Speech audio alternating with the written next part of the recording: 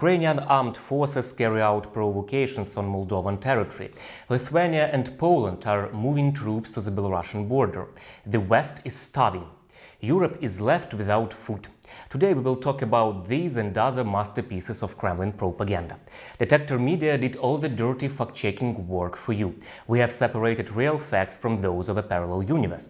My name is Vadym Miskyi. In the next 10 minutes I will tell you about the most impressive examples of Kremlin propaganda, as well as about some international media that use unverified sources of information. Here we go. The armed forces of Ukraine are carrying out provocations on territory of Moldova. This fake was spread by Kremlin propagandists after a large-scale missile attack on Ukraine on October 31st. According to disinformation messages, the missile that entered Moldovan airspace was launched by Ukraine. The purpose was to disrupt the attack of Russian drones on the Dniester hydroelectric power plant, located 25 kilometers away from the border. According to the Minister of Internal Affairs of Moldova, it was actually a Russian missile that fell in the north of the country, not a drone or any Ukrainian projectile.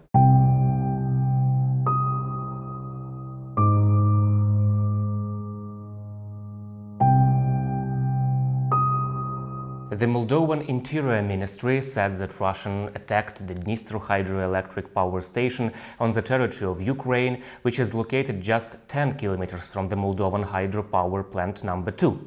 The professional response of the Ukrainian military repelled the attack. The Russian missile was shot down. However, its fragments hit several houses in the Moldovan village of Naslavcha. For the first time since the beginning of the large-scale invasion of Ukraine, the Russian aggression caused physical damage to a third state. The Moldovan president has previously stated that Ukraine defends entire Europe. 1 year ago, no one of us here would have imagined a major war in Europe. Russia's unprovoked war against another sovereign state, Ukraine, has shaken the world to the core, has put to test the fundamental principles of the UN, has shattered global security, triggered a European energy crisis, global food shortages, and an economic downturn. Ukraine is fighting today to keep all of us safe, to keep Europe safe. It needs our support. Europe, all of us, we must help Ukraine. This is not the first time that a Russian missile has been spotted flying in Moldova's airspace. On October 10th, during a massive attack on Ukrainian cities, 3 Russian missiles also violated Moldovan's airspace. Then Foreign Minister Nicu Popescu demanded explanations from the Russian ambassador. After the fragments of the missile fell, the Russian diplomat was expelled from Moldova. Я сейчас вам покажу, откуда на Беларусь готовилось нападение. И если бы за 6 часов до операции не был нанесен превентивный удар по позициям, 4 позиции, я сейчас покажу, карту привез. Well, what can you do? Another attack on Belarus is being prepared. Lithuania and Poland are moving troops to the Belarusian border. This manipulative message is spread by Belarusian media. It was also picked up by Kremlin media. The video shows columns of German self-propelled mortars moving towards the border. Allegedly, Lithuanians are supported by Polish soldiers. Also, the Lithuanian military allegedly has red ribbon insignias. The clip is a manipulation that propagandists are using to convince viewers that Lithuania and Poland are concentrating their troops near the border with Belarus with aggressive intentions. In fact, yet another military exercise is underway in Lithuania, which, by the way, the Belarusian side organizes near the border with Lithuania much more often than the latter.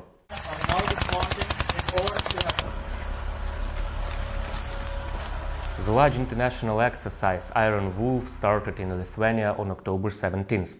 It involved 3,500 troops and used 700 combat vehicles. The Iron Wolf exercise is held every year in spring and fall.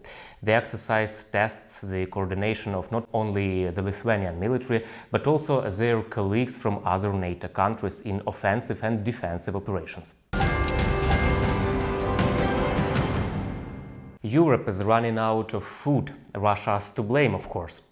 This is the title of an article published by the Russian state news agency RIA Novosti. The bottom line is that Europe will soon face a food crisis.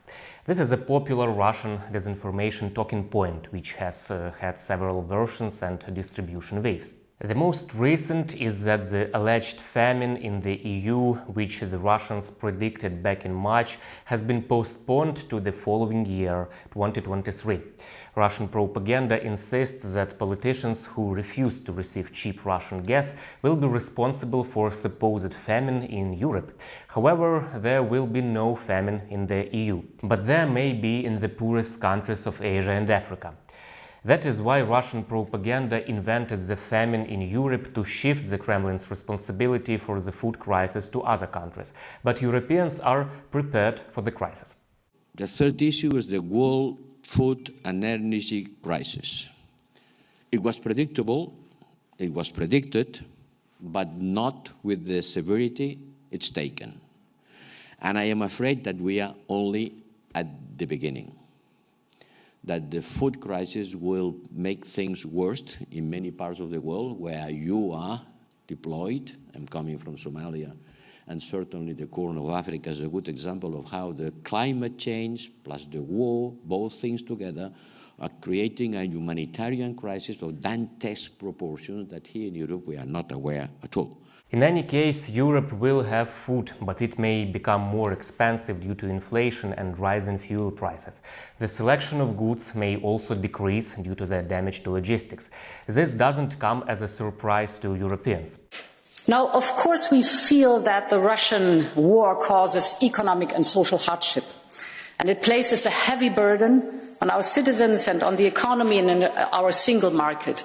We see in particular the rising energy prices and gas and electricity prices that are leading to reduced purchasing power, and they are leading to a loss of competitiveness for our business in the international market. But our resilience in all these difficult times is remarkable. And what we have to do is work steadily on our resilience, mainly on the field of energy, and that's where I want to focus on today. By the way, the author of the fake news about starving Europe contradicts himself. He says after the new year, European carriage of plenty can turn into empty shelves. However, he immediately clarifies. Not to the point of zero, but the former luxury would vaporize. Russia must be destroyed. The reason is quite serious. It is an orthodox country with traditional values. This was supposedly stated by the American Congressman Jamie Raskin. This fake was spread by Russian propagandists. However, it was made up by their American colleagues. Fox News host Tucker Carlson said that Raskin called for a religious war against Russia, orthodoxy and its traditional values. It was he who lied, and he is known for his commitment to the Kremlin and has repeatedly spread manipulative statements. Well, this week, Congressman Jamie Raskin of Maryland, of Bethesda, answered that question. Russia is an Orthodox Christian country with traditional social values, and for that reason, it must be destroyed, no matter what the cost to us. So this is not a conventional war, this is a jihad. Jamie Raskin said that out loud, but many in Washington agree with him, in both parties. They would like to see World War trans immediately. Here are the main messages of Congressman Jamie Raskin's statement. Russia is a global center of corruption, totalitarianism, anti-feminism, and violation of LGBT rights. In contrast, Ukraine is a democratic country that stands for tolerance, human rights, and freedoms. Therefore, it is clear to anyone, Democrat or Republican, why America should support Ukraine and do everything to ensure that Russia loses this war. There was not a single word about orthodoxy or religious war in Raskin's statement. They were invented by Carlson to the pleasure of Kremlin propagandists. I hope that you and I will have far better reasons to feel happy than that. Don't fall for fakes. Ukraine will win. Stay with us and good luck.